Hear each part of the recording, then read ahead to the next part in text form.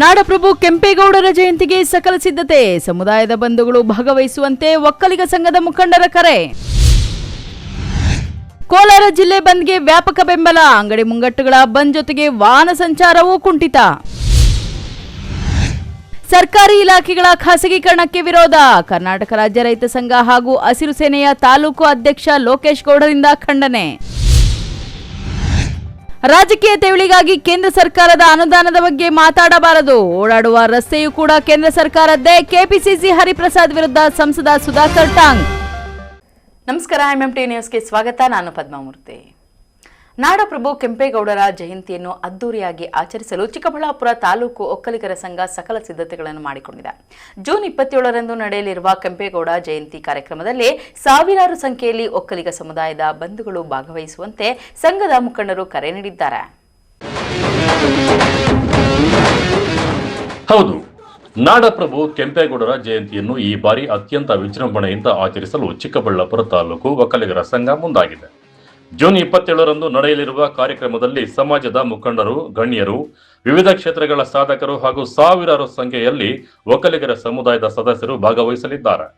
ಈ ಹಿನ್ನೆಲೆಯಲ್ಲಿ ಚಿಕ್ಕಬಳ್ಳಾಪುರ ನಗರದ ಒಕ್ಕಲಿಗರ ಕಲ್ಯಾಣ ಮಂಟಪದಲ್ಲಿ ಒಕ್ಕಲಿಗರ ಸಂಘದ ಅಧ್ಯಕ್ಷ ಪಿಎನ್ ಕೇಶವರೆಡ್ಡಿ ಅವರು ಮುಖಂಡರ ಜೊತೆ ಸುದ್ದಿಗೋಷ್ಠಿ ನಡೆಸಿ ಕಾರ್ಯಕ್ರಮದ ರೂಪುರೇಷೆಗಳ ಬಗ್ಗೆ ಮಾಹಿತಿ ನೀಡಿದರು. ಕೆಂಪೇಗೌಡರ ಆದರ್ಶ, ಸಮಾಜಕ್ಕೆ ಅವರು ನೀಡಿರುವ ಕೊಡುಗೆ ಹಾಗೂ ಯುವ ಜನಾಂಗಕ್ಕೆ ಅವರ ಸಂದೇಶವನ್ನು ಜನರಿಗೆ ತಲುಪಿಸುವ ಉದ್ದೇಶದಿಂದ ಜಯಂತಿಯನ್ನು ಆಚರಿಸಲಾಗುತ್ತಿದ್ದು, ಜಯಂತಿ ಅಂಗವಾಗಿ ವಿಶೇಷ ಪೂಜೆ, ಸಾಂಸ್ಕೃತಿಕ ಕಾರ್ಯಕ್ರಮಗಳು, ಸಾಧಕರಿಗೆ ಸನ್ಮಾನ ಹಾಗೂ ಸಮುದಾಯದ ಮುಖಂಡರ ಸಭೆ ಸೇರಿದಂತೆ ವಿವಿಧ ಕಾರ್ಯಕ್ರಮಗಳನ್ನು ಆಯೋಜಿಸಲಾಗಿದೆ. ಸಮಾಜದ ಎಲ್ಲ ವರ್ಗದ ಜನರು ಪಕ್ಷಾತೀತವಾಗಿ ಭಾಗವಹಿಸಿ ಕಾರ್ಯಕ್ರಮವನ್ನು ಯಶಸ್ವಿಗೊಳಿಸಬೇಕು ಎಂದರು. ಜೋರಾಗಿ ಮಾಡಬೇಕು ಅಂತ ಅವರ ಅಭಿಪ್ರಾಯ ಇತ್ತು. ಅದಕ್ಕೆ ಅಧಿಕಾರಿಗಳೆಲ್ಲ ಕರೆಸಿ ಯಾರ್ಯಾರು ಏನೇನು ಮಾಡಬೇಕು ಅಂತಕ್ಕಂಥದ್ದನ್ನು ಎಲ್ಲ ಹೇಳಿದರೆ, ತೋಟಗಾರಿಕೆ ಅವರು ಏನು ಮಾಡಬೇಕು, ಎಜುಕೇಷನ್ ಡಿಪಾರ್ಟ್ಮೆಂಟ್ ಅವರು ಏನು ಮಾಡಬೇಕು, ಮಿಕ್ಕವರೆಲ್ಲ ಅದಕ್ಕೆ ಸಂಬಂಧಪಟ್ಟಿರ್ತಕ್ಕಂಥ ಅಧಿಕಾರಿಗಳು ಎಲ್ಲ ಸೇರಿ ನೀವು ಯಾವ ರೀತಿ ತೀರ್ಮಾನ ತಗೊಳ್ತೀರೋ ಅದನ್ನು PDOಗಳಿಗೆ ಫಸ್ಟ್ PDOಗಳಿಗೆ CO ಮೂಲಕ ವರ್ತಮಾನ ಕೊಟ್ಟು ಆ ಪಂಚಾಯಿತಿಗಳಲ್ಲಿ ಏನೇ ಆಗಲಿ ಅವ್ರ ಜವಾಬ್ದಾರಿಯಿಂದ ರಥಗಳನ್ನ ತರೋದು, ಜನಗಳನ್ನ ತರೋದು ಇವೆಲ್ಲನೂ ಅವ್ರಿಗೆ ಒಪ್ಪಿಸಿದ್ದಾರೆ. ಆದರೂ ಸಹ ಅಲ್ಲಿ ಏನು ಮಾಡ್ತಾರೋ ಏನಿಲ್ವೋ ಅಂತಕ್ಕಂಥ ಸಮಸ್ಯೆ ಬಂದು ನಾವು ಇಲ್ಲಿ ನಮ್ಮ ಕುಲಬಾಂಧವರನ್ನೆಲ್ಲ ಸೇರಿಸಿ ಒಂದು ಪೂರ್ವಭಾವಿ ಮಾಡಿ ಇವೆಲ್ಲ ಲೀಡರ್ಸ್ನ ಕರೆಸಿ ಹೆಚ್ಚು ಜನ ಬರಬೇಕು, ಹೆಚ್ಚು ರಥ ಬರಬೇಕು ಅಂಥೇಳಿ ಎಲ್ರಿಗೂ ಈ ಸಂದರ್ಭದಲ್ಲಿ ಎಲ್ರಿಗೂ ಹೇಳಿದ್ದಾರೆ. ಅದೇ ರೀತಿಯಲ್ಲಿ ಯುವಕರು ಎಲ್ಲರೂ ನಮ್ಮ ಸಮುದಾಯದವರು, ಬೇರೆ ಸಮುದಾಯದವರು ಬರ್ಬೋದು, ಇದಕ್ಕೇನು ಅಡ್ಡಿ ಇಲ್ಲ. ಕೆಂಪೇಗೌಡರು ಒಬ್ಬರೇ ಒಂದೇ ಸಮುದಾಯಕ್ಕೆ ಸೀಮಿತವಾಗಿಲ್ಲ. ಅದರಿಂದ ಅವ್ರ ಪ್ರಕಾರ ನಾವು ಅದೇ ರೀತಿಯಲ್ಲಿ ಎಲ್ಲರನ್ನೂ ಕರೆದಿದ್ದೀವಿ, ಎಲ್ಲರೂ ಬಂದಿದ್ದಾರೆ. ಎಲ್ಲರನ್ನೂ ಜನ ಸೇರಿಸಿ ಒಂದು 3,000 to 4,000 ಜನ ಸೇರಬೇಕು ಅಂತ ಹೇಳಿದ್ದೀವಿ. ರಥಗಳನ್ನು 100 ರಥ ಬರಬೇಕು ಅಂತ ಹೇಳ್ತಾ ಇದ್ದೀವಿ. ಅದರಿಂದ ಬರ್ತಾರೆ ಅಂತ ನಮ್ಗೆ ನಂಬಿಕೆ ಇದೆ. ಇದನ್ನು ನಾವು ಹೇಳಿದ್ದೀವಿ.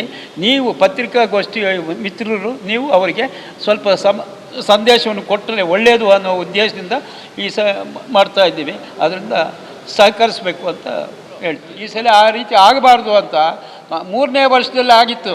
ಸುಮಾರು 60 to 70 ರಥ ತಂದಿದ್ವಿ. 4 to 4,500 ಜನ ಸೇರಿದ್ರು. ಆ ರೀತಿಯೇ ಈ ಸಲಿನೂ ಮಾಡಬೇಕು ಅನ್ನೋ ಉದ್ದೇಶದಿಂದ ಇದೆಲ್ಲ ಮಾಡ್ತಾ ಇದ್ದೀವಿ. ಆಗ್ತೈತೆ ಈ ಸಲ, ಏನು ತೊಂದರೆ ಇಲ್ಲ.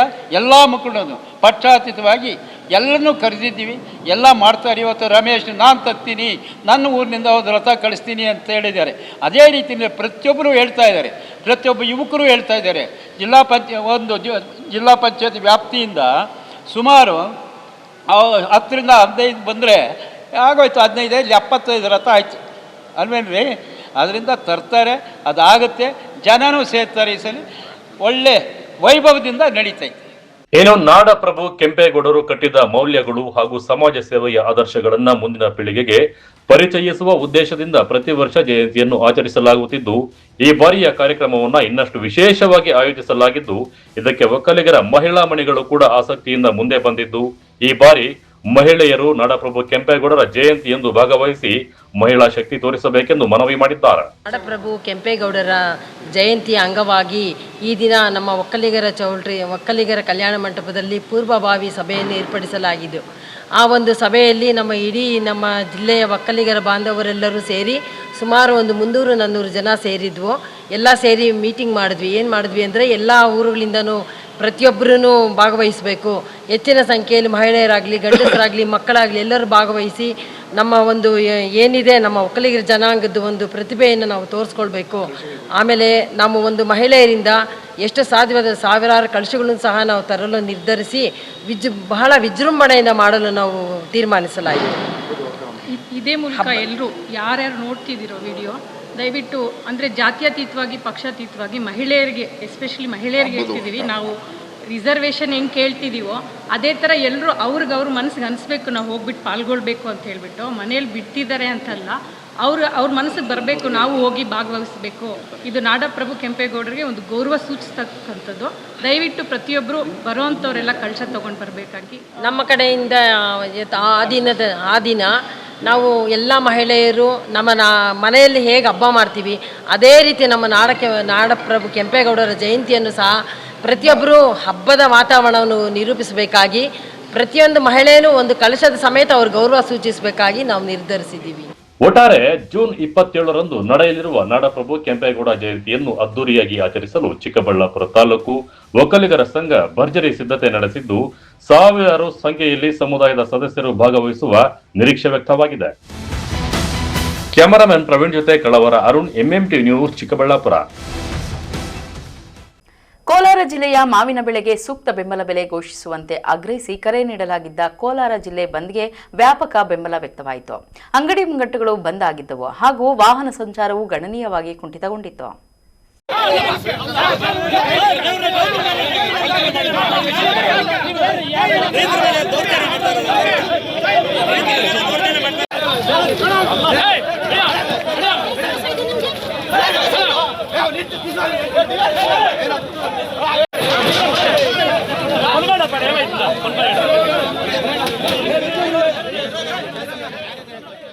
ಕೋಲಾರ ಜಿಲ್ಲೆಯ ಮಾವಿನ ಬೆಳೆಗೆ ಸೂಕ್ತ ಬೆಂಬಲ ಬೆಲೆ ಘೋಷಿಸುವಂತೆ ಆಗ್ರಹಿಸಿ ಕರೆ ನೀಡಲಾಗಿದ್ದ ಕೋಲಾರ ಜಿಲ್ಲಾ ಬಂದ್ಗೆ ವ್ಯಾಪಕ ಬೆಂಬಲ ವ್ಯಕ್ತವಾಯಿತು. ಮುಂಜಾನೆಯಿಂದಲೇ ಶ್ರೀನಿವಾಸಪುರ ಪಟ್ಟಣ ಸಂಪೂರ್ಣ ಸ್ತಬ್ಧಗೊಂಡಿದ್ದು ಅಂಗಡಿ ಮುಂಗಟ್ಟುಗಳು ಬಂದ್ ಆಗಿದ್ದವು ಹಾಗೂ ವಾಹನ ಸಂಚಾರವು ಗಣನೀಯವಾಗಿ ಕುಂಠಿತವಾಗಿತ್ತು. ಪ್ರತಿಭಟನೆಯ ಭಾಗವಾಗಿ ಶ್ರೀನಿವಾಸಪುರದ ಚಿಂತಾಮಣಿ ಮುಖ್ಯ ರಸ್ತೆಯಲ್ಲಿ ರೈತರು ಹಾಗೂ ವಿವಿಧ ಸಂಘಟನೆಗಳ ಕಾರ್ಯಕರ್ತರು ರಸ್ತೆ ತಡೆ ನಡೆಸಿದ ಪರಿಣಾಮ ಸುಮಾರು 4 ಕಿಲೋಮೀಟರ್ಗಳಷ್ಟು ವಾಹನ ಸಂಚಾರ ಟ್ರಾಫಿಕ್ ಜಾಮ್ ಉಂಟಾಗಿ ಅಸ್ತವ್ಯಸ್ತಗೊಂಡಿತ್ತು. ವಾಹನಗಳನ್ನು ತೆರವುಗೊಳಿಸಲು ಪೊಲೀಸರು ಮುಂದಾದ ವೇಳೆ ರೈತರು ಹಾಗೂ ಪೊಲೀಸರ ನಡುವೆ ಮಾತಿನ ಚಕಮಕಿ ಹಾಗೂ ಕೆಲಕಾಲ ನೂಕಾಟ ತಳ್ಳಾಟವೂ ನಡೆಯಿತು. ಪರಿಸ್ಥಿತಿ ಉದ್ವಿಗ್ನಗೊಂಡಿದ್ದರೂ ಪೊಲೀಸರು ಹಾಗೂ ಮುಖಂಡರ ಮಧ್ಯಸ್ಥಿಕೆಯಿಂದ ಶಾಂತಿ ಕಾಪಾಡಲಾಯಿತು.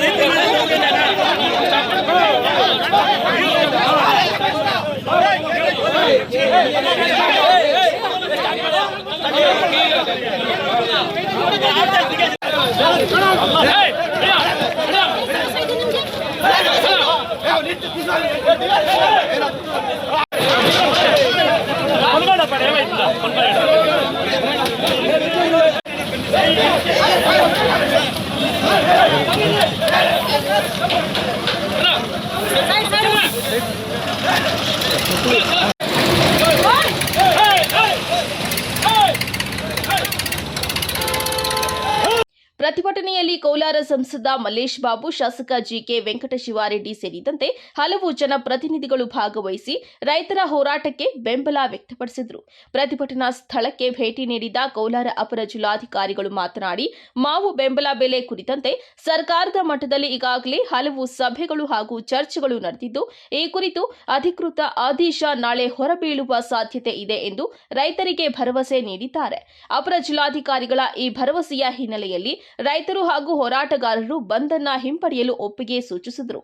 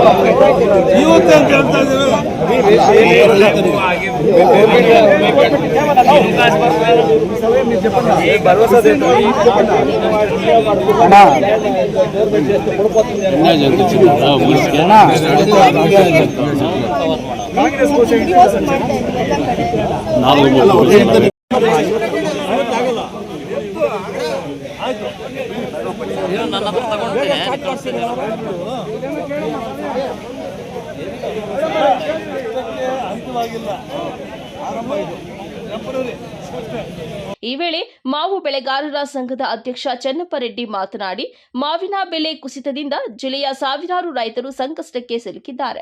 ಸರ್ಕಾರ ಕೂಡಲೇ ಮಧ್ಯ ಪ್ರವೇಶಿಸಿ ರೈತರ ಹಿತ ಕಾಪಾಡಬೇಕು. ಪ್ರಸ್ತುತ ಘೋಷಿಸಿರುವ ಬೆಂಬಲ ಬೆಲೆ ರೈತರಿಗೆ ಸಮರ್ಪಕವಾಗಿಲ್ಲ ಎಂದು ಹೇಳಿದ್ದಾರೆ. ಸರ್ಕಾರ ಪ್ರತಿ ಟನ್ ಮಾವಿಗೆ 4,370 ರು ಬೆಂಬಲ ಬೆಲೆ ನಿಗದಿಪಡಿಸುವುದಾಗಿ ತಿಳಿಸಿದ್ರು. ಕನಿಷ್ಠ 10,000 ರು ಬೆಂಬಲ ಬೆಲೆ ಘೋಷಿಸಬೇಕು. ಅಲ್ಲದೆ ಪ್ರತಿ ರೈತರಿಂದ 30 ರಿಂದ 40 ಟನ್ ಮಾವಿನಕಾಯಿಯನ್ನ ಸರ್ಕಾರವೇ ನೇರವಾಗಿ ಖರೀದಿಸಬೇಕು ಎಂದು ರೈತರು ಒತ್ತಾಯಿಸಿದ್ದಾರೆ. ಶಾಸಕ ಜಿಕೆ ವೆಂಕಟಶಿವಾರೆಡ್ಡಿ ಸಹ ರೈತರ ಬೇಡಿಕೆಗಳಿಗೆ ಸರ್ಕಾರ ಸ್ಪಂದಿಸದಿದ್ದರೆ ಮತ್ತಷ್ಟು ಉಗ್ರ ಹೋರಾಟ ರೂಪಿಸುವ ಅನಿವಾರ್ಯತೆ ಎದುರಾಗಬಹುದು ಎಂದು ಹೇಳಿದ್ದಾರೆ. ಸದ್ಯಕ್ಕೆ ಅಪರ ಜಿಲ್ಲಾಧಿಕಾರಿಗಳ ಭರವಸೆಯ ಮೇರೆಗೆ ಇಂದಿನ ಬಂದ್ ಹಿಂಪಡೆಯಲಾಗಿದ್ದು, ಸರ್ಕಾರದ ಮುಂದಿನ ನಿರ್ಧಾರದತ್ತ ಜಿಲ್ಲೆಯ ಸಾವಿರಾರು ಮಾವು ಬೆಳೆಗಾರರು ಚಿತ್ತ ನೆಟ್ಟಿದ್ದಾರೆ. N M Suresh, MMTV news, Srinivasapura. ರಾಜ್ಯದಲ್ಲಿ ನಡೆಯುತ್ತಿರುವ ವಿವಿಧ ಸರ್ಕಾರಿ ಇಲಾಖೆಗಳ ಖಾಸಗೀಕರಣದ ನಿರ್ಧಾರವನ್ನು ಕರ್ನಾಟಕ ರಾಜ್ಯ ರೈತ ಸಂಘ ಹಾಗೂ ಹಸಿರು ಸೇನೆಯ ತಾಲೂಕು ಅಧ್ಯಕ್ಷ ಲೋಕೇಶ್ ಗೌಡ ತೀವ್ರವಾಗಿ ಖಂಡಿಸಿದರು.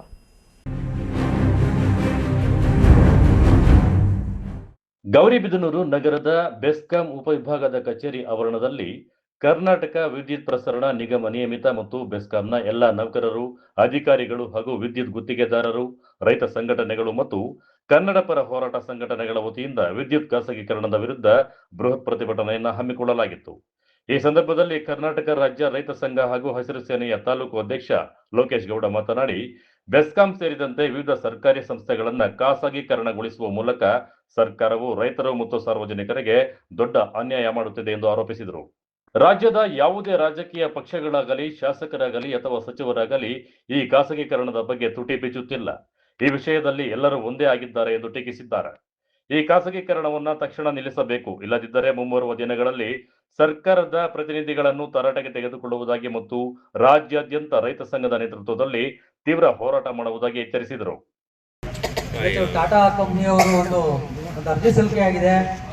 ಈ ಮುಂದಿನ ದಿನಗಳಲ್ಲಿ ಇವತ್ತೇನೋ ನಾವು ರೈತರು ಏನಿವತ್ತು ನಾವು ಸರ್ಕಾರದಿಂದ ಕೇವಲ ನಮಗೆ ಸರ್ಕಾರದ ನೀತಿ ಹೆಂಗೆ ಅಂದ್ರೆ ನಮ್ಗೆ ಬರೀ 10 HP ಮಾತ್ರ ಕರೆಂಟ್ ಓಡಿಸೋಕೆ ಮಾತ್ರ ಸರ್ಕಾರದ ಆದೇಶ ಇದೆ. ನಾವು 10 HP ಯಾವ್ದು ಮೋಟರ್ ಹಾಕಲ್ಲ, 15-20 ಹಾಕೊಂಡಿದ್ದೀವಿ. ಆ ಒಂದು ಪ್ರೈವೇಟ್ ಇದವರು ಬಂದ್ರೆ ಅದನ್ನೆಲ್ಲ ಮಾಡ್ತಾರೆ. ಅದ್ರ ಜೊತೆಗೆ ಅನ್ಕೋಬಹುದು ಇವತ್ತೇನೋ ಫಸ್ಟ್ ಸ್ಟಾರ್ಟಿಂಗ್ ಅಲ್ಲಿ ಇಲ್ಲಿ ನೌಕರರಿಗೂ ಮತ್ತು ರೈತರಿಗೆ ತೊಂದರೆ ಆಗುತ್ತೆ ಅಂತ. ಮೊದಲು ತೊಂದರೆ ಆಗೋದು ಗ್ರಾಹಕರಿಗೆ.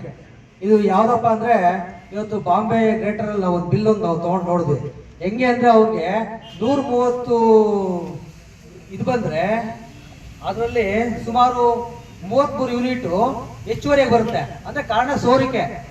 ಅಲ್ಲಿನೂ ಪ್ರೈವೇಟೈಸರ್ ಮಾಡಿ ಹೆಂಗೆ ಸೋರಿಕೆ ಹೆಂಗೆ ಅಂದ್ರೆ ಆ ಕಂಬದಿಂದ ನಿನ್ನ ಮನೆಗೆ ಬರ್ಬೇಕಾದ್ರೆ 33 ಯೂನಿಟ್ ಹೆಚ್ಚುವರಿ ಆಗುತ್ತೆ ಅಂತ ಅದು ಸೇರಿಸಿ ಹಾಕ್ತವ್ರೆ.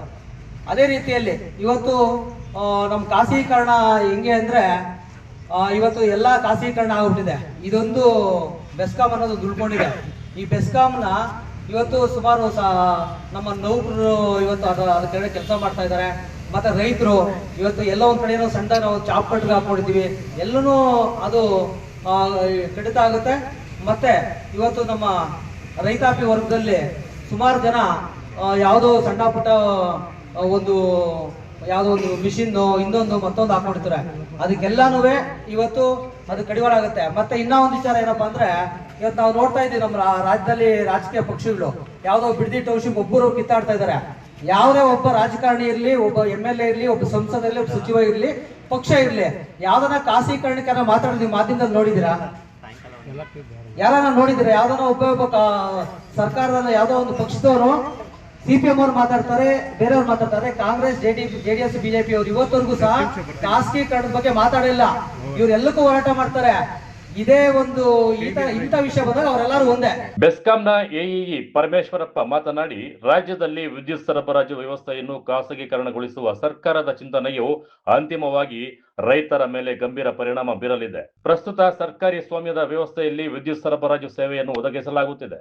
ಖಾಸಗೀಕರಣವಾದರೆ ಆರಂಭದಲ್ಲಿ ಕಡಿಮೆ ದರ ಅಥವಾ ಆಕರ್ಷಕ ದರಗಳನ್ನು ಘೋಷಿಸಿ ಆಸೆ ಹುಟ್ಟಿಸಬಹುದು. ಆದರೆ ದೀರ್ಘಾವಧಿಯಲ್ಲಿ ಇದು ಗ್ರಾಹಕರಿಗೆ, ಅದರಲ್ಲೂ ವಿಶೇಷವಾಗಿ ರೈತರಿಗೆ ಆರ್ಥಿಕ ಹೊರೆಯಾಗಲಿದೆ.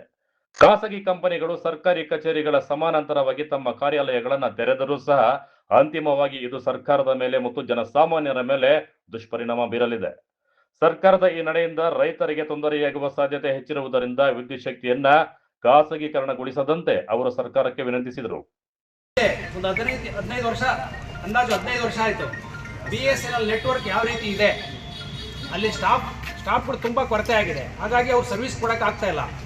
ಅಂಥ ಟೈಮಲ್ಲಿ ಪ್ರೈವೇಟ್ ಟವರ್ಸ್ನವರು ಎಂಟ್ರಿ ಆದರು, ಮೊಬೈಲ್ ಟವರ್ಸು, ಜಿಯೋ. ಆವಾಗ ಆಸೆ ತೋರಿಸಿ ತುಂಬ ಮಿನಿಮಮ್ ಟ್ಯಾರಿಫ್ ಫಿಕ್ಸ್ ಮಾಡಿದರು. ಈಗ ಯಾವ ರೇಟಲ್ಲಿ ಇದೆ ಅವ್ರ ಟ್ಯಾರಿಫು, ಅದೇ ರೀತಿ ಇಲ್ಲೂ ಕೂಡ ಖಾಸಗೀಕರಣಗೊಂಡ್ರೆ ವಿದ್ಯುತ್ ಶಕ್ತಿ ರೈತರಿಗಂತೂ ಈಗ ಫ್ರೀ ಏನು ಕೊಡ್ತಾ ಇದ್ದಾರೋ ಅದಕ್ಕೂ ಕೂಡ ತೊಂದರೆ ಆಗೋ ಸಾಧ್ಯತೆ ಜಾಸ್ತಿ ಇದೆ. ಈಗ ಅವ್ರೇನಾದರೂ ಬಂದು ಅವರು ಆಸೆ ಹುಟ್ಟಿಸ್ತಾರೆ, ಪ್ಯಾರಲ್ ಇದು ಸಮಾನಾಂತರವಾಗಿ ಮಾಡಬೇಕು ಅಂತೇಳಿ ಅರ್ಜಿ ಸಲ್ಲಿಸಿದ್ದಾರೆ ನಮ್ಮ KRCಗೆ. ಸಮಾನಾಂತರವಾಗಿ ಅಂದರೆ ನಮ್ಮ ಆಫೀಸಿನ ಪಕ್ಕದಲ್ಲಿ ಇನ್ನೊಂದು ಆಫೀಸು ಗೌರಿಬಿದ್ದೂರಲ್ಲಿ ಮಾಡಿಕೊಂಡು ನಾವು ಏನು ಕೆಲಸ ಮಾಡ್ತೀವೋ ಅದೇ ಕೆಲಸಗಳನ್ನ ಅವ್ರು ಮಾಡ್ತೀವಿ ಅಂತೇಳಿ ಒಂದು ಅರ್ಜಿ ಸಲ್ಲಿಸಿದ್ದಾರೆ, ಮಾಡ್ತೀವಿ ಅಂತೇಳಿ. ದಯವಿಟ್ಟು ಇದು ಆಗೋದು ಬೇಡ, ವಿದ್ಯುತ್ ಖಾಸಗೀಕರಣ ಆಗೋದು ಬೇಡ. ಆದರೆ ತುಂಬ ಪ್ರಾಬ್ಲಮ್ ಆಗುತ್ತೆ. ಈಗ ಆಸೆ ಹುಟ್ಟಿಸ್ಬೋದು ಅವರು, ಮನೆಗೆ ಇಷ್ಟು, 1 ಯೂನಿಟ್ಗೆ ಇಷ್ಟು ಕೊಡ್ತೀವಿ, ಇಷ್ಟು ರೇಟಲ್ಲಿ ಕೊಡ್ತೀವಿ, ಇಷ್ಟು ಹೊಸ ಸರ್ವಿಸ್ಗಳಿಗೆ ಇಷ್ಟು ರೇಟ್ ಫಿಕ್ಸ್ ಮಾಡ್ತೀವಿ ಅಂತೇಳಿ ಆಸೆ ಕೊಡ್ಬೋದು. 50 ವರ್ಷ ಆದಮೇಲೆ ಅದನ್ನು ನಾವು ಪೇಮೆಂಟ್ ಮಾಡಲಿಕ್ಕೆ ಆಗಲ್ಲ, ಅಸಾಧ್ಯ ಸ್ಥಿತಿ ನಿರ್ಮಾಣ ಆಗುತ್ತೆ. ಆದ್ದರಿಂದ ದಯವಿಟ್ಟು ನಮ್ಮ ರಾಜ್ಯಕ್ಕೆ ವಿದ್ಯುತ್ ಶಕ್ತಿ ಖಾಸಗೀಕರಣ ಆದಷ್ಟು ಬೇಡ ಅಂತೇಳಿ ತಮ್ಮಲ್ಲಿ ಸಹಕಾರ ಕೊಡಿ ಅಂತೇಳಿ ತಮ್ಮಲ್ಲಿ ಮನವಿ ಮಾಡ್ತೀವಿ. ಇದೇ ವೇಳೆ ರೈತ ಸಂಘಟನೆಗಳ ಮುಖಂಡರಾದ ರವಿಚಂದ್ರ ರೆಡ್ಡಿ, ಮುದ್ದುರಂಗಪ್ಪ, ರಮಣಾರೆಡ್ಡಿ, ರಾಮಚಂದ್ರ ರೆಡ್ಡಿ, ಸನತ್ ಕುಮಾರ್, ಸುರೇಶ್, ಗೋವಿಂದರಾಜು, ನರಸರೆಡ್ಡಿ, ಗೋಪಿ, ಕಾಂತಪ್ಪ, GC ನಾರಾಯಣಪ್ಪ ಹಾಗೂ ಕರ್ನಾಟಕ ರಕ್ಷಣಾ ವೇದಿಕೆಯ ತಾಲೂಕು ಅಧ್ಯಕ್ಷ ನರೇಂದ್ರ ರೆಡ್ಡಿ ಸೇರಿದಂತೆ ಇನ್ನಿತರರು ಭಾಗವಹಿಸಿದ್ದರು. KP Sameerachari, MMTV news, Gauribidanur. ಇದೀಗ ಬ್ರೇಕ್ ನಂತರ MMTV ನ್ಯೂಸ್ ಮುಂದುವರಿಯುತ್ತದೆ. ಚಿಕ್ಕಬಳ್ಳಾಪುರದಲ್ಲಿ ಅಪ್ಪಟ ದಾವಣಗೆರೆ ಶೈಲಿಯಲ್ಲಿ ರಸದೌತಣ ನೀಡಲು ಬಂದಿದೆ ಸುಚಿ ದಾವಣಗೆರೆ ಬೆಣ್ಣೆ ದೋಸೆ ಕಾರ್ನರ್. ಸ್ಥಳ ವಿನಾಯಕ ಡ್ರೈವಿಂಗ್ ಸ್ಕೂಲ್ ಹತ್ತಿರ, ಶಿಡ್ಲಘಟ್ಟ ರಸ್ತೆ, ಚಿಕ್ಕಬಳ್ಳಾಪುರ. ನಮ್ಮಲ್ಲಿ ಸಾಂಪ್ರದಾಯಿಕವಾಗಿ ಸೌದೆ ಒಲೆಯಲ್ಲಿ ತಯಾರಿಸಲಾದ ದಾವಣಗೆರೆ ಶೈಲಿಯ ಬೆಣ್ಣೆ ದೋಸೆ, ಪುಡಿ ಮಸಾಲೆ, ಮಸಾಲೆ ದೋಸೆ ಇನ್ನಿತರ ದೋಸೆಗಳೊಂದಿಗೆ ಸ್ಪೆಷಲ್ ಮಿರ್ಚಿ ಗಿರ್ಮಿಟ್ ದೊರೆಯುತ್ತದೆ. ಜೊತೆಗೆ ರುಚಿ ರುಚಿಯಾದ ಬೆಳಗಿನ ಉಪಹಾರ, ಮಧ್ಯಾಹ್ನದ ಊಟ ಸಹ ಲಭ್ಯ. ವಿಶೇಷ ಸೂಚನೆ: ಎಲ್ಲ ರೀತಿಯ ಶುಭ ಸಮಾರಂಭಗಳಿಗೆ ಸ್ಥಳದಲ್ಲಿಯೇ ವಿಶೇಷ ದಾವಣಗೆರೆ ಬೆಣ್ಣೆ ದೋಸೆಯ ಕ್ಯಾಟರಿಂಗ್ ಸಹ ಲಭ್ಯ. ಇನ್ನೇಕೆ ತಡ, ಹಿಂದೆ ಭೇಟಿ ಕೊಡಿ. ಅಪ್ಪಟ ದಾವಣಗೆರೆ ಬೆಣ್ಣೆ ದೋಸೆಯನ್ನು ಸವಿದು ಆನಂದಿಸಿ. ಹೆಚ್ಚಿನ ಮಾಹಿತಿಗಾಗಿ ಸಂಪರ್ಕಿಸಿ 8431796020.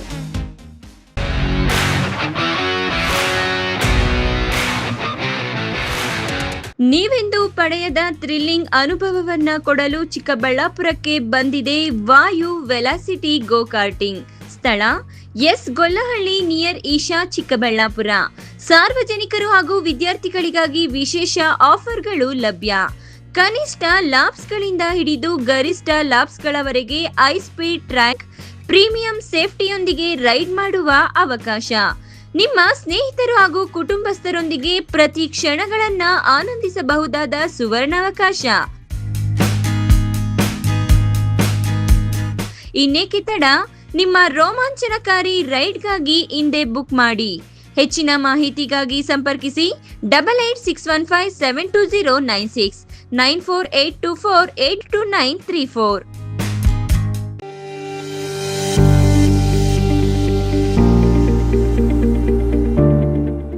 ಆರೋಗ್ಯ ಕ್ಷೇತ್ರದಲ್ಲಿ ಕ್ರಾಂತಿ ಮೂಡಿಸಲು ಬಂದಿದೆ your health partner Sidveen hospital. ಸ್ಥಳ ದೊಡ್ಡಭಜನೆ ಮನೆ ರಸ್ತೆ, ಚಿಕ್ಕಬಳ್ಳಾಪುರ.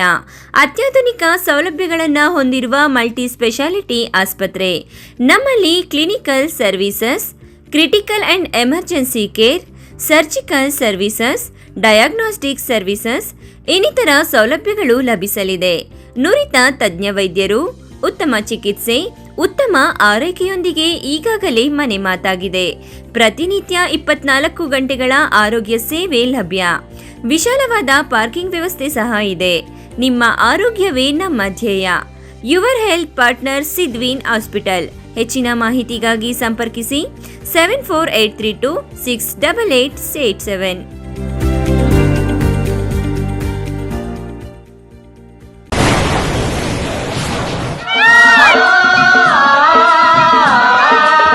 ಕಾವೇರಿ ಬೋರ್ವೆಲ್ಸ್ ಚಿಕ್ಕಬಳ್ಳಾಪುರ ಜಿಲ್ಲೆಯಾದ್ಯಂತ ಬೋರ್ವೆಲ್ ಕೊರೆಸುವ ಸಮಸ್ತ ಆತ್ಮೀಯ ರೈತ ಬಾಂಧವರಿಗೆ ಕಾವೇರಿ ಬೋರ್ವೆಲ್ಸ್ನ ನಿಮ್ಮ ಯುವ ರೈತ ಬಾಂಧವ ಅಡ್ಡಗಲ್ ಪಾತೂರ್ ಅಮರೀಶ್ ರವರ ವತಿಯಿಂದ ಸಂತಸದ ಸುದ್ದಿ. ನಮ್ಮ ಕಾವೇರಿ ಬೋರ್ವೆಲ್ಸ್ ವತಿಯಿಂದ ಬೋರ್ವೆಲ್ ಕೊರೆಸುವ ನಮ್ಮ ಆತ್ಮೀಯ ರೈತ ಬಾಂಧವರಿಗೆ 2% ಹಣವನ್ನು ರಿಯಾಯಿತಿ ಕೊಡುತ್ತೇವೆ. ಹಾಗೆಯೇ ಮತ್ತೊಂದು ಸಂತಸ ಸುದ್ದಿ ಎಂದರೆ ನಮ್ಮ ಕಾವೇರಿ ಬೋರ್ವೆಲ್ಸ್ ವತಿಯಿಂದ ಬೋರ್ವೆಲ್ ಕೊರೆಸುವ ನಮ್ಮ ಪ್ರೀತಿಯ ರೈತ ಬಾಂಧವರಿಗೆ ಬೋರ್ವೆಲ್ ಕೊರೆಸುವಾಗ ನೀರು ಬಾರದಿದ್ದಲ್ಲಿ ಅಥವಾ ಬೋರ್ವೆಲ್ ಫೇಲ್ಯೂರ್ ಆದಲ್ಲಿ 25% ಹಣವನ್ನು ರಿಯಾಯಿತಿ ಕೊಡುತ್ತೇವೆ.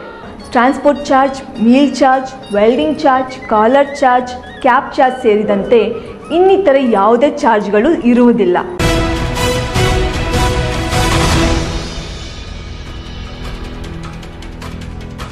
ಕೇಂದ್ರ ಸರ್ಕಾರದ ಅಭಿವೃದ್ಧಿ ಯೋಜನೆಗಳ ಬಗ್ಗೆ ತಿಳಿದುಕೊಳ್ಳದೆ ರಾಜಕೀಯ ತೆವಳಿಗಾಗಿ ಕೇಂದ್ರ ಸರ್ಕಾರ ಅನುದಾನ ನೀಡಿಲ್ಲ ಎಂಬ ಹೇಳಿಕೆ ನೀಡಿರುವ ಕೆಪಿಸಿಸಿ ಅಧ್ಯಕ್ಷ ಹರಿಪ್ರಸಾದ್ ಪ್ರತಿದಿನ ಓಡಾಡುವ ರಸ್ತೆ ಯಾರು ಮಾಡಿದ್ದು ಎಂಬುದನ್ನು ಹೇಳಲಿ ಎಂದು ಸಂಸದ ಸುಧಾಕರ್ ತಿರುಗೇಟು ನೀಡಿದರು.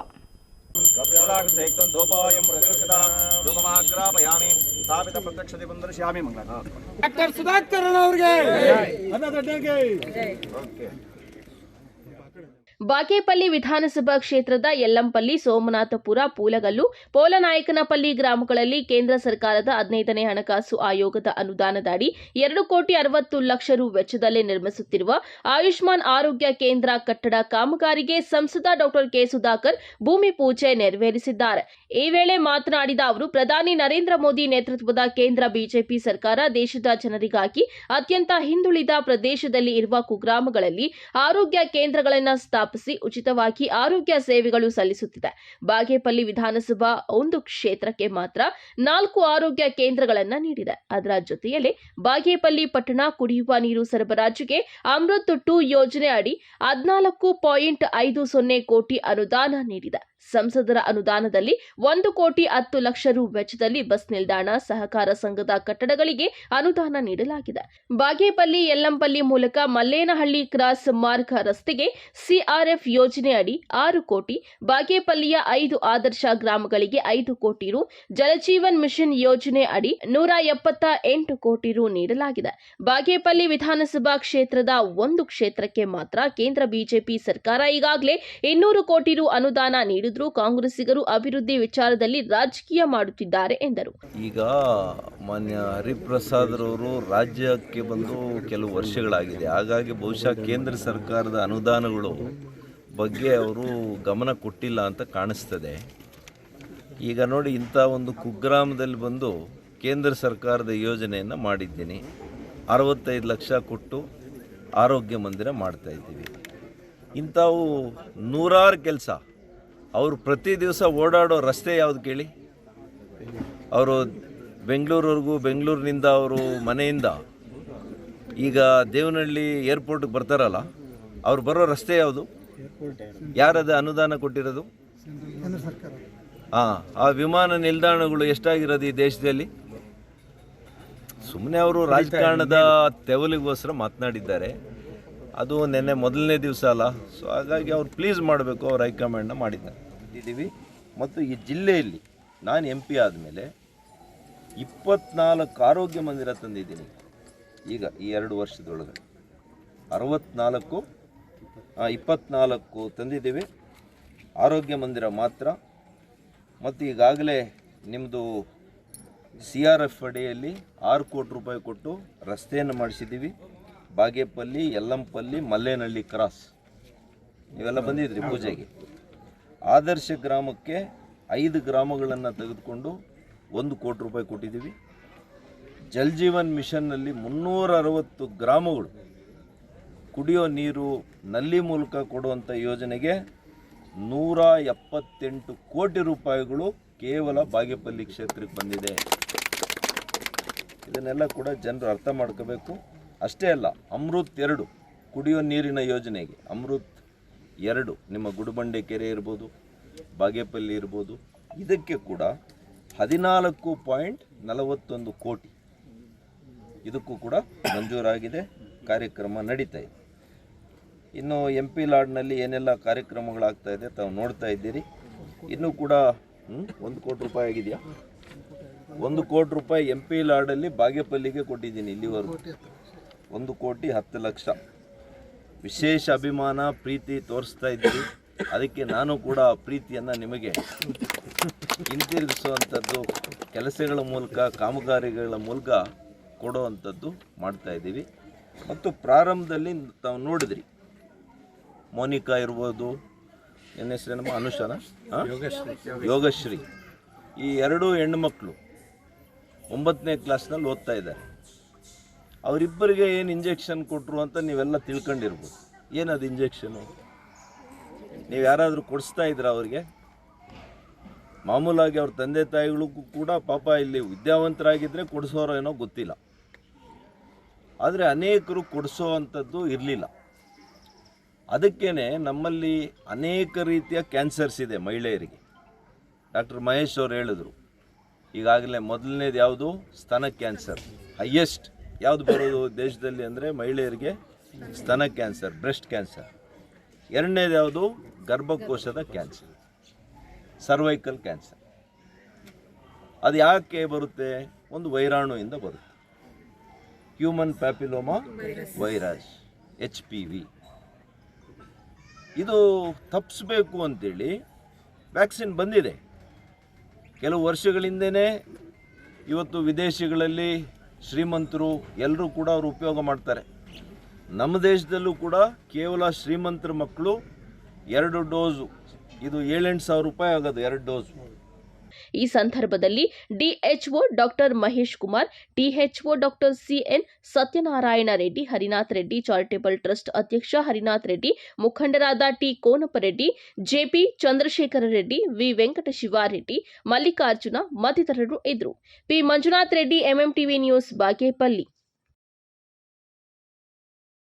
ರಾಜ್ಯ ಸರ್ಕಾರವು ಕೃಷಿ ಪಂಪ್ಸೆಟ್ಗಳಿಗೆ ಮೀಟರ್ ಅಳವಡಿಸುವ ಮತ್ತು ವಿದ್ಯುತ್ ವಲಯವನ್ನು ಖಾಸಗೀಕರಣಗೊಳಿಸುವ ನಿರ್ಧಾರವನ್ನು ಕೂಡಲೇ ಕೈಬಿಡಬೇಕೆಂದು ಆಗ್ರಹಿಸಿ ಕರ್ನಾಟಕ ರಾಜ್ಯ ರೈತ ಸಂಘ ಮತ್ತು ಹಸಿರು ಸೇನೆಯ ಚಿಂತಾಮಣಿ ತಾಲೂಕು ಸಮಿತಿ, ಬೆಸ್ಕಾಂ ನೌಕರರ ಸಂಘ ಹಾಗೂ ಕರ್ನಾಟಕ ರಾಜ್ಯ ಅನುಮತಿ ಪಡೆದ ವಿದ್ಯುತ್ ಗುತ್ತಿಗೆದಾರರ ಸಂಘದ ಜಂಟಿ ಆಶ್ರಯದಲ್ಲಿ ಬೃಹತ್ ಪ್ರತಿಭಟನೆ ನಡೆಸಿದರು.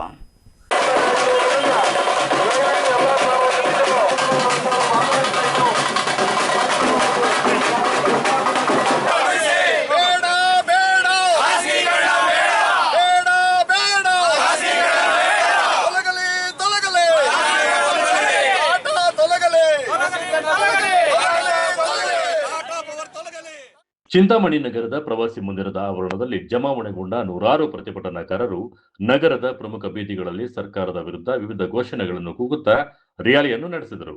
ತದನಂತರ ತಾಲೂಕು ಕಚೇರಿಗೆ ಮುತ್ತಿಗೆ ಹಾಕಿ ತಹಶೀಲ್ದಾರ್ ಸುದರ್ಶನ್ ಯಾದವ್ ಅವರ ಮೂಲಕ ಮುಖ್ಯಮಂತ್ರಿಗಳಿಗೆ ಮತ್ತು ರಾಜ್ಯಪಾಲರಿಗೆ ಮನವಿ ಪತ್ರವನ್ನು ಸಲ್ಲಿಸಿದರು. ಮನವಿ ಸಲ್ಲಿಸಿದ ಬಳಿಕ ಮಾತನಾಡಿದ ರೈತ ಸಂಘದ ತಾಲೂಕು ಅಧ್ಯಕ್ಷ ಎಂ ರಾಮನಾಥ ರೆಡ್ಡಿ, ರಾಜ್ಯದಲ್ಲಿ ಬಹುತೇಕ ರೈತರು ಮಳೆಯಾಶ್ರಿತ ಕೃಷಿಯನ್ನೇ ನಂಬಿದ್ದಾರೆ. ಇನ್ನು ಕೆಲವರು 1800ರಿಂದ 2000 ಅಡಿಗಳಷ್ಟು ಆಳದ ಕೊಳವೆ ಬಾವಿಗಳನ್ನು ಕೊರೆದು ಕಷ್ಟಪಟ್ಟು ಬೆಳೆ ಬೆಳೆಯುತ್ತಿದ್ದಾರೆ. ಮಾರುಕಟ್ಟೆಯಲ್ಲಿ ಅವೈಜ್ಞಾನಿಕ ಬೆಲೆ ಇರುವುದರಿಂದ ಈಗಾಗಲೇ ರೈತರು ತೀವ್ರ ನಷ್ಟ ಅನುಭವಿಸಿ ಸಾವಿಗೆ ಶರಣಾಗುತ್ತಿದ್ದಾರೆ. ಇಂತಹ ಸಂದರ್ಭದಲ್ಲಿ ಕೃಷಿ ಪಂಪ್ಸೆಟ್ಗಳಿಗೆ ಮೀಟರ್ ಅಳವಡಿಸಿ ಖಾಸಗಿ ಕಂಪನಿಗಳಿಗೆ ಜವಾಬ್ದಾರಿ ನೀಡುವುದನ್ನ ಸರ್ಕಾರ ತಕ್ಷಣ ನಿಲ್ಲಿಸಬೇಕು ಎಂದು ಒತ್ತಾಯಿಸಿದರು. ಚಿಂತಾಮಣಿ ವಿಭಾಗದ ವತಿಯಿಂದ ಚಿಂತಾಮಣಿ ತಾಲೂಕು ಮತ್ತು ಶಿಡ್ಲಘಟ್ಟ ತಾಲೂಕು ಮತ್ತು ಎಲ್ಲಾ ಕೋಲಾರ ಜಿಲ್ಲಾದ ಎಲ್ಲಾ ಬೆಸ್ಕಾಂ ನೌಕರರು ಇವತ್ತು ಪ್ರತಿಭಟನೆಯಲ್ಲಿ ಪಾಲ್ಗೊಂಡಿದ್ದಾರೆ. ನಮ್ಮ ಜೊತೆಗೆ ನಮ್ಮ ಎಲ್ಲ ಹಿರಿಯರಾದಂತಹ ಕರ್ನಾಟಕ ರೈತ ಪ್ರಾಂತ ಸಂಘ ಮತ್ತು ಹಸಿರು ಸೇನೆಯವರು ನಮ್ಮ ಜೊತೆಯಲ್ಲಿ ಬಂದಿದ್ದಾರೆ. ಇವತ್ತು ನಮ್ಮ ಹೋರಾಟ ಇಷ್ಟೇನೆ. ನಮ್ಮ ಏನು ಬೆಸ್ಕಾಂ ಕಂಪನಿಗಳು, ಎಸ್ಕಾಂ ಕಂಪನಿಗಳಿದ್ದಾವೆ, ಇದರಲ್ಲಿ 19 ತಾಲೂಕುಗಳಲ್ಲಿ ನಮ್ಮ ಖಾಸಗೀಕರಣ ಮಾಡೋದಕ್ಕೆ ಹೊರಟಿದ್ದಾರೆ. ಅಲ್ಲಿ ಟಾಟಾ ಪವರ್ ಕಂಪನಿಯವರು ಅರ್ಜಿಯನ್ನು ಸಲ್ಲಿಸಿದ್ದಾರೆ ನಮ್ಮ ಜೊತೆಯಲ್ಲಿ ಕೆಲಸ ಮಾಡೋದಕ್ಕೆ. ಅದಕ್ಕೆ ನಮ್ಮ ವಿರೋಧ ಇದೆ. 23 ತಾರೀಕು ಕೊನೆಯ ದಿನಾಂಕ ಇದೆ. ಅವರ ಒಂದು ಅರ್ಜಿಯನ್ನು, ಟಾಟಾ ಪವರ್ ಕಂಪನಿ ಅರ್ಜಿಯನ್ನು ಮಾನ್ಯ KES ತಿರಸ್ಕರಿಸಬೇಕು. ನಮ್ಮ ವಿದ್ಯುತ್ ಕ್ಷೇತ್ರವನ್ನು ಯಾವುದೇ ಕಡೆಗೆ ಖಾಸಗೀಕರಣಗೊಳಿಸಬಾರ್ದು. ರೈತಾಪಿ ವರ್ಗದವ್ರನ್ನ, ಬಡವರ್ಗದವ್ರನ್ನ ರಕ್ಷಣೆ ಮಾಡಬೇಕು. ನಮ್ಮ ನೌಕರಿಗೂ ಸಹ ರಕ್ಷಣೆ ಬೇಕು. ಯಾವುದೇ ಕಾರಣಕ್ಕೂ ಖಾಸಗೀಕರಣವನ್ನು ಮಾಡಬಾರ್ದು ಅಂತ ನಮ್ಮ ಹೋರಾಟ ನಡೀತಾ ಇದೆ. ನಾವು ಇದನ್ನು ತಡೆಗಟ್ಟಲೇಬೇಕು. ಇದರಿಂದ ಎಲ್ಲ ಸಮಸ್ತ ನೌಕರರಿಗೂ, ಸಮಸ್ತ ನಾಗರಿಕರಿಗೂ, ಸಮಸ್ತ ಗ್ರಾಹಕರಿಗೂ, ರೈತ ಬಂಧುವರಿಗೂ ಎಲ್ಲರಿಗೂ ಅನುಕೂಲ ಆಗ್ತದೆ. ಯಾವುದೇ ಕಾರಣಕ್ಕೂ ಖಾಸಗಿ ಬೇಡ ಅಂತ ನಮ್ಮ ಹೋರಾಟ ನಿಲ್ಲುವವರೆಗೂ ನಮ್ಮ ಹೋರಾಟ ಮುಂದುವರಿಯುತ್ತದೆ. ಬೆಸ್ಕಾಂ ನೌಕರರ ಪ್ರತಿನಿಧಿ ಶಿವಶಂಕರ್ ಮಾತನಾಡಿ, ಖಾಸಗೀಕರಣದಿಂದ ಸಾರ್ವಜನಿಕ ಸೇವೆಯ ಗುಣಮಟ್ಟ ಕುಸಿಯುತ್ತದೆ ಮತ್ತು ನೌಕರರ ಉದ್ಯೋಗ ಭದ್ರತೆಗೆ ತೊಂದರೆಯಾಗುತ್ತದೆ. ಟಾಟಾ ಪವರ್ನಂತಹ ಖಾಸಗಿ ಕಂಪನಿಗಳು ಬಂದರೆ ಮೊಬೈಲ್ ರೀಚಾರ್ಜ್ ಮಾಡಿದಂತೆ ಮೊದಲೇ ಹಣ ಪಾವತಿಸಿ ವಿದ್ಯುತ್ ಪಡೆಯಬೇಕಾಗುತ್ತದೆ. ಈಗಾಗಲೇ BSNL, ರೈಲ್ವೆ, ಏರ್ಪೋರ್ಟ್ಗಳ ಪರಿಸ್ಥಿತಿ ಏನಾಗಿದೆ ಎಂದು ನಾವೆಲ್ಲ ನೋಡಿದ್ದೇವೆ. ಅದೇ ರೀತಿ ವಿದ್ಯುತ್ ಕ್ಷೇತ್ರವೂ ಸಹ ಖಾಸಗಿಯವರ ಪಾಲಾದರೆ ರೈತರು ಬೀದಿ ಪಾಲಾಗುತ್ತಾರೆ ಎಂದು ಆತಂಕ ವ್ಯಕ್ತಪಡಿಸಿದರು. ಮತ್ತೆ ನಮ್ಮ ಕರ್ನಾಟಕ ವಿದ್ಯುತ್ ಶಕ್ತಿ ಮಂಡಳಿಯ ಎಲ್ಲ ನೌಕರರು ಒಟ್ಟಿಗೆ ಸೇರಿ ಚಿಂತಾಮಣಿ ತಾಲೂಕಿಂದ ನಾವು ಕೂಡ ಇಡೀ ರಾಜ್ಯಾದ್ಯಂತ ಈ ದಿವಸ ನಮಗೂ ಕೂಡ ಕರೆ ಕೊಟ್ಟಿದ್ದಾರೆ. ಕರ್ನಾಟಕ ರಾಜ್ಯ ರೈತ ಸಂಘದಿಂದ ಎಲ್ಲ ಜಂಟಿಯಾಗಿ ನಾವು ಈ ಒಂದು ಖಾಸಗೀಕರಣ ಬೇಡ ಅಂತೇಳಿ ಒಂದು ಹೋರಾಟವನ್ನು ಹಮ್ಮಿಕೊಂಡಿದ್ದೀವಿ. ಯಾಕೆ ಅಂದರೆ ರೈತರಿಗೂ ಕೂಡ ಬಹಳ ತೊಂದರೆ ಆಗ್ತದೆ. ಯಾಕೆ ಮುಂದಿನ ದಿನಗಳಲ್ಲಿ ನಾವು ಟಿವಿಗೆ ಯಾವ ರೀತಿ ನಾವು ಮೊಬೈಲ್ ಕರೆನ್ಸಿ ಹಾಕತ್ತೀವೋ ಆ ರೀತಿ ಈಗ ಖಾಸಗಿ ಕಂಪನಿ ಬಂದಂಥ ಸಂದರ್ಭದಲ್ಲಿ ಆ ಒಂದು ಕರೆನ್ಸಿಯನ್ನು ಮೊದಲೇ ನಾವು ಹಾಕ್ಸ್ಕೋಬೇಕಾಗ್ತದೆ. ಅದಕ್ಕೆ ಕೃಷಿ ಚಟುವಟಿಕೆಗಳನ್ನು ಮಾಡೋದಕ್ಕೆ ಬಹಳ ತೊಂದರೆ ಆಗ್ತದೆ. ಆದ್ದರಿಂದ ವಿದ್ಯುತ್ ಶಕ್ತಿ ನಾವು ಬೆಳೆಗಳನ್ನು ಬೆಳೀತಕ್ಕಂಥವರು, ಅದಕ್ಕೆ ಈಗ ಖಾಸಗೀಕರಣ ಬೇಡ.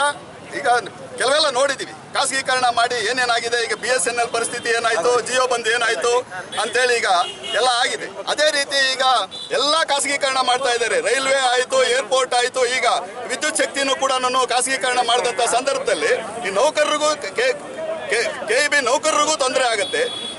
ಹೆಚ್ಚಿನ ರೀತಿಯಲ್ಲಿ ನಮ್ಮ ರೈತರಿಗೆ, ರೈತಾಪಿ ವರ್ಗಕ್ಕೆ ಇದರಿಂದ ಬಹಳ ಅನಾನುಕೂಲ ಆಗ್ತದೆ ಅಂತೇಳಿ ಈಗ ನಾವು ಕೂಡ ಈಗ ಜಂಟಿಯಾಗಿ ಚಿಂತಾಮಣಿ ತಾಲೂಕಿಂದ ಸಾವಿರಾರು ಜನ ಇವತ್ತು ಬೇಡ, ಖಾಸಗೀಕರಣ ಬೇಡ ಅನ್ನೋ ಒಂದು ರೀತಿಯಲ್ಲಿ ಕಡಾಖಂಡಿತವಾಗಿ ಖಂಡಿಸ್ತಾ ಇದ್ದೀವಿ. ನಾಳೆ 23ನೇ ತಾರೀಕೇನು ಎಲ್ಲ ಕೂಡ ಕರೆದಿದ್ದಾರಂತೆ, ಕೊನೆಯ ದಿನಾಂಕ ಕೊಟ್ಟಿದ್ದಾರೆ. ಅದಕ್ಕೆ ಇವತ್ತು 22ನೇ ತಾರೀಕು ಇಡೀ ರಾಜ್ಯಾದ್ಯಂತ ಎಲ್ಲ ನಮ್ಮ ಕರ್ನಾಟಕ ರಾಜ್ಯ ರೈತ ಸಂಘ ಹಾಗೂ ಮತ್ತೆ KEB ನೌಕರರು ಜಂಟಿಯಾಗಿ ಉಗ್ರ ಹೋರಾಟವನ್ನ ಮಾಡ್ತಾ ಇದ್ದಾರೆ.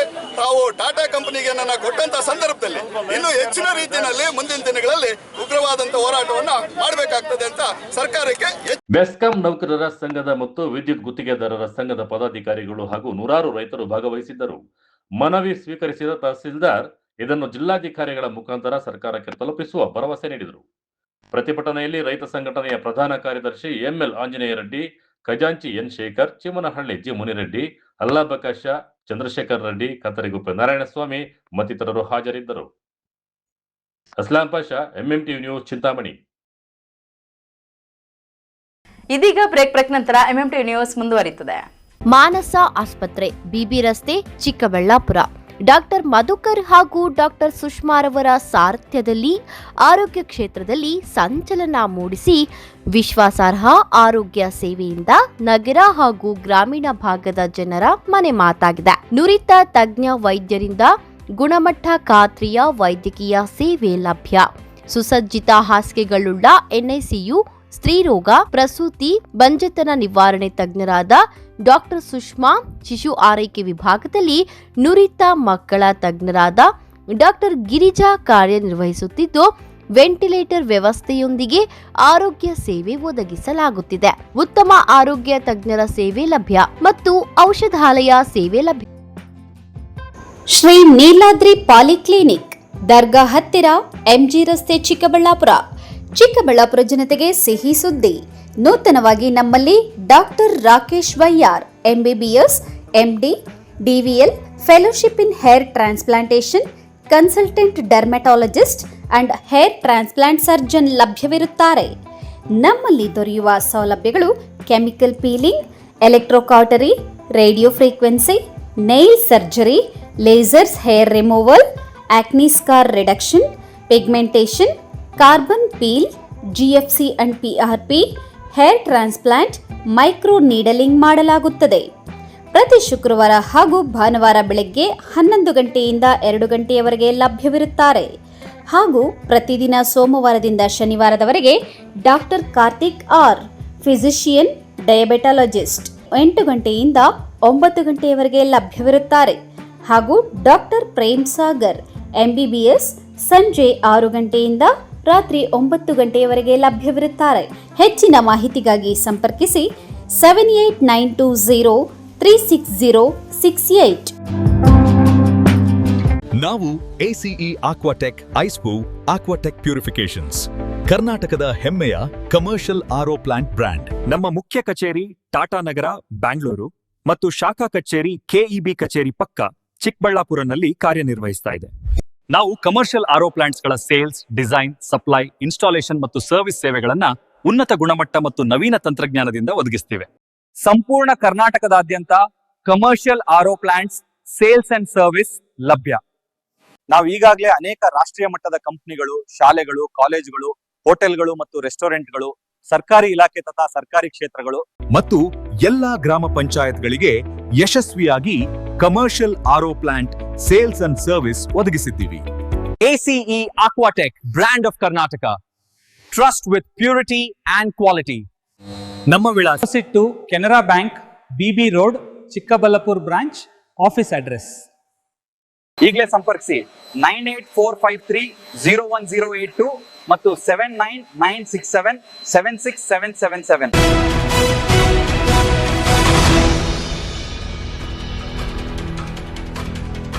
ಕ್ಷುಲ್ಲಕ ಕಾರಣಕ್ಕೆ ಬಸ್ ಚಾಲಕ ಮತ್ತು ಬೈಕ್ ಸವಾರನ ನಡುವೆ ನಡು ರಸ್ತೆಯಲ್ಲಿ ಭಾರೀ ಗಲಾಟೆಗೆ ಕಾರಣವಾದ ಘಟನೆ ಚಿಕ್ಕಬಳ್ಳಾಪುರ ನಗರದಲ್ಲಿ ನಡೆದಿದೆ. ಮಾತಿನ ಚಕಮಕಿ ಕೈ ಮಿಲಾಯಿಸುವ ಹಂತಕ್ಕೆ ತಲುಪಿದ್ದು ಕೆಲಕಾಲ ಸಂಚಾರ ದಟ್ಟಣೆ ಉಂಟಾಗಿತ್ತು.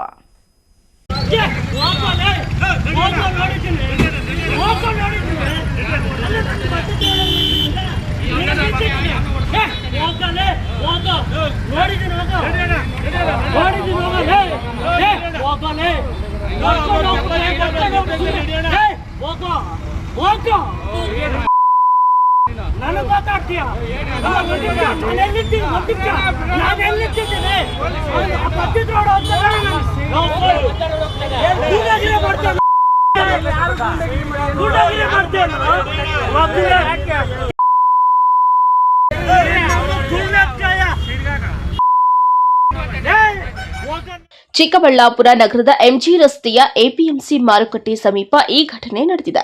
ರಸ್ತೆ ಸಂಚಾರದ ವೇಳೆ ಬಸ್ ಚಾಲಕ ಹಾಗೂ ಬೈಕ್ ಸವಾರನ ನಡುವೆ ಯಾವುದೋ ವಿಚಾರಕ್ಕೆ ಮಾತಿನ ಚಕಮಕಿ ಆರಂಭವಾಗಿದೆ. ಆರಂಭದಲ್ಲಿ ವಾಗ್ವಾದಕ್ಕೆ ಸೀಮಿತವಾಗಿದ್ದ ಗಲಾಟೆ ಬಸ್ ಚಾಲಕನ ಕಿರಿಕ್ ಮಾತುಗಳಿಂದ ಮತ್ತಷ್ಟು ತೀವ್ರಗೊಂಡಿದೆ ಎನ್ನಲಾಗಿದೆ. ಇಬ್ಬರ ನಡುವಿನ ಮಾತಿನ ಸಮರ ಕೆಲವೇ ಕ್ಷಣಗಳಲ್ಲಿ ತಾರಕಕ್ಕೇರಿ ಕೈ ಮಿಲಾಯಿಸುವ ಹಂತಕ್ಕೂ ತಲುಪಿದೆ. ನಡು ರಸ್ತೆಯಲ್ಲೇ ಇಬ್ಬರು ಪರಸ್ಪರ ವಾಗ್ದಾಳಿ ನಡೆಸುತ್ತಿದ್ದ ದೃಶ್ಯಗಳು ಕಂಡು ಸಾರ್ವಜನಿಕರು ಬೆಚ್ಚಿಬಿದ್ದಿದ್ದಾರೆ. ಗಲಾಟೆಯಿಂದ ಕೆಲಕಾಲ ವಾಹನ ಸಂಚಾರಕ್ಕೂ ಅಡಚಣೆ ಉಂಟಾಗಿ ಟ್ರಾಫಿಕ್ ಜಾಮ್ ನಿರ್ಮಾಣವಾಗಿತ್ತು. ಸ್ಥಳದಲ್ಲಿ ಇದ್ದ ಸಾರ್ವಜನಿಕರು ಮಧ್ಯ ಪ್ರವೇಶಿಸಿ ಇಬ್ಬರನ್ನ ಸಮಾಧಾನ ಪಡಿಸಲು ಮುಂದಾದರು.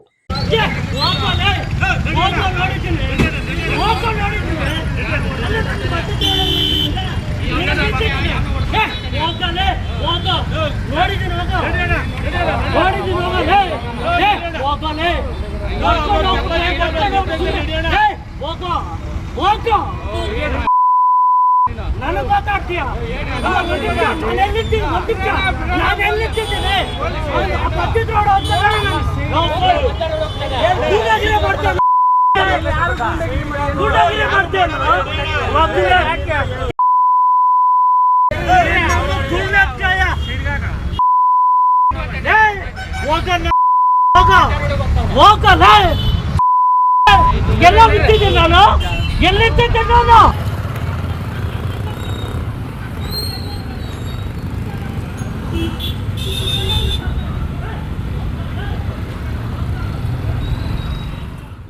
ಈ ಘಟನೆ ಚಿಕ್ಕಬಳ್ಳಾಪುರ ನಗರ ಪೊಲೀಸ್ ಠಾಣಾ ವ್ಯಾಪ್ತಿಯಲ್ಲಿ ನಡೆದಿದ್ದು ಯಾವುದೇ ಅನಾಹುತ ಸಂಭವಿಸದೆ ಪರಿಸ್ಥಿತಿ ನಿಯಂತ್ರಣಕ್ಕೆ ಬಂದಿರುವುದು ಸಮಾಧಾನದ ಸಂಗತಿಯಾಗಿದೆ. ಒಟ್ಟಾರೆ ಕ್ಷಣಿಕ ಕೋಪ ಮತ್ತು ಮಾತಿನ ಚಕಮಕಿಯಿಂದ ಬಸ್ ಚಾಲಕ ಹಾಗೂ ಬೈಕ್ ಸವಾರ ನಡು ರಸ್ತೆಯಲ್ಲೇ ಕಾಳಗಕ್ಕೆ ನಿಂತಿದ್ದು ಕೆಲಕಾಲ ಸಂಚಾರ ಅಸ್ತವ್ಯಸ್ತವಾಗಲು ಕಾರಣವಾಯಿತು. ಇಂತಹ ಸಂದರ್ಭದಲ್ಲಿ ತಾಳ್ಮೆ ಮತ್ತು ಸಂಯಮವೇ ಸಮಸ್ಯೆಗೆ ಪರಿಹಾರ ಎಂಬುದು ಮತ್ತೊಮ್ಮೆ ಸಾಬೀತಾಗಿದೆ. ಕಳವಾರ ಅರುಣ್, ಎಂಎಂಟಿವಿ ನ್ಯೂಸ್, ಚಿಕ್ಕಬಳ್ಳಾಪುರ.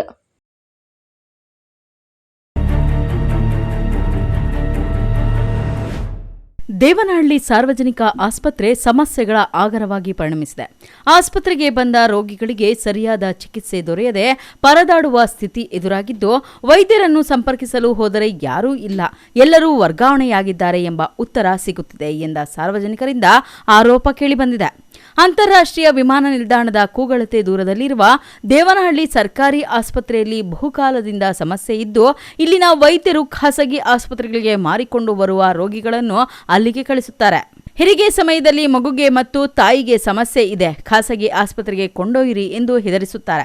ಖಾಸಗಿ ಆಸ್ಪತ್ರೆಗೆ ಹೋದರೆ ಹೆರಿಗೆ ನಾರ್ಮಲ್ ಆಗುತ್ತದೆ, ಇದು ಹೇಗೆ ಎನ್ನುವ ಪ್ರಶ್ನೆ ಉಂಟಾಗೋದಂತೂ ಸಹಜ. ಇದು ವೈದ್ಯಕೀಯ ದಂಧೆಯಾಗಿದೆ, ಇದನ್ನು ಕಡಿವಾಣ ಹಾಕಬೇಕು. ನಮ್ಮ ಮಗಳನ್ನು ಕಳೆದ 8 ತಿಂಗಳಿನಿಂದ ಸರ್ಕಾರಿ ಆಸ್ಪತ್ರೆಯಲ್ಲೇ ತಪಾಸಣೆ ಮಾಡಿಸಿದ್ದೇವೆ. ಈಗ ಹೆರಿಗೆಗೆ ಬಂದರೆ ಇಲ್ಲಿ ವೈದ್ಯರಿಲ್ಲ, ಖಾಸಗಿ ಆಸ್ಪತ್ರೆಗೆ ಹೋಗಿ ಎಂದು ಹೇಳುತ್ತಾರೆ. ಕಳೆದ ವಾರದಿಂದ 6 ಮಂದಿ ವೈದ್ಯರನ್ನು ವರ್ಗಾವಣೆ ಮಾಡಿದ್ದರಿಂದ ಈ ಸಮಸ್ಯೆ ಎದುರಾಗಿದೆ ಎಂದು ಸಾರ್ವಜನಿಕರು ಆಕ್ರೋಶ ವ್ಯಕ್ತಪಡಿಸಿದ್ದಾರೆ.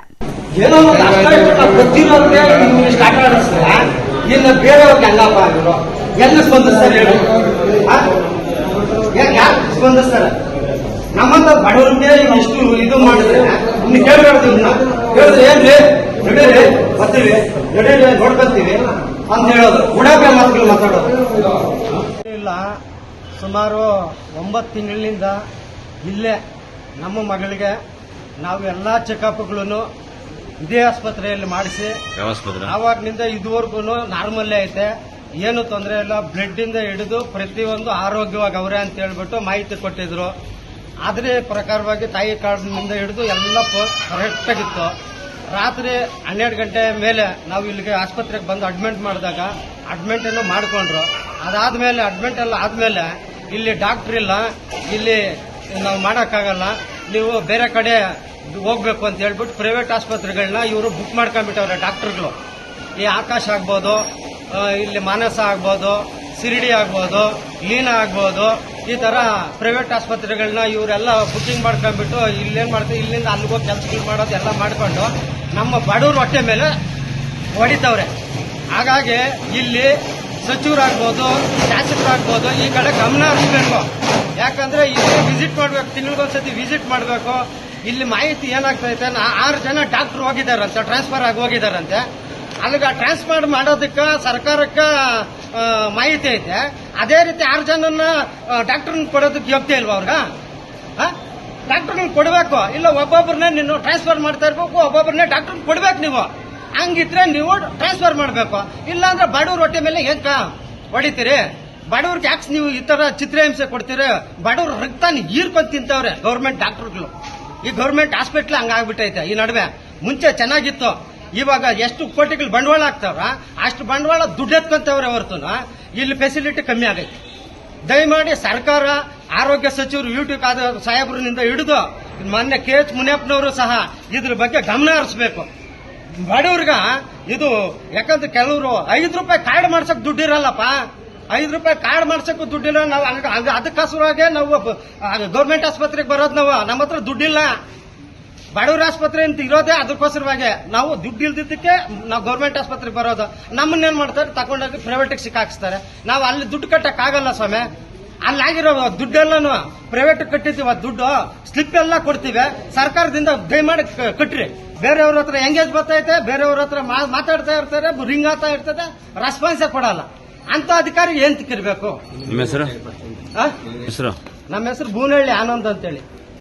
ಇನ್ನಾದರೂ ಈ ಬಗ್ಗೆ ಸಂಬಂಧಪಟ್ಟ ಅಧಿಕಾರಿಗಳು, ಜನಪ್ರತಿನಿಧಿಗಳು ಎಚ್ಚೆತ್ತುಕೊಂಡು ಸಮಸ್ಯೆಗೆ ಪರಿಹಾರ ಕಲ್ಪಿಸುತ್ತಾರಾ ಕಾದು ನೋಡಬೇಕಾಗಿದೆ. Vinay, MMTV news, Devanahalli.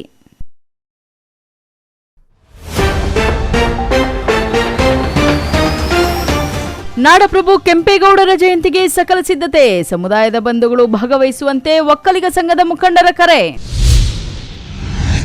ಕೋಲಾರ ಜಿಲ್ಲೆ ಬಂದ್ಗೆ ವ್ಯಾಪಕ ಬೆಂಬಲ, ಅಂಗಡಿ ಮುಂಗಟ್ಟುಗಳ ಬಂದ್ ಜೊತೆಗೆ ವಾಹನ ಸಂಚಾರವೂ ಕುಂಠಿತ. ಸರ್ಕಾರಿ ಇಲಾಖೆಗಳ ಖಾಸಗೀಕರಣಕ್ಕೆ ವಿರೋಧ, ಕರ್ನಾಟಕ ರಾಜ್ಯ ರೈತ ಸಂಘ ಹಾಗೂ ಹಸಿರು ಸೇನೆಯ ತಾಲೂಕು ಅಧ್ಯಕ್ಷ ಲೋಕೇಶ್ ಗೌಡರಿಂದ ಖಂಡನೆ.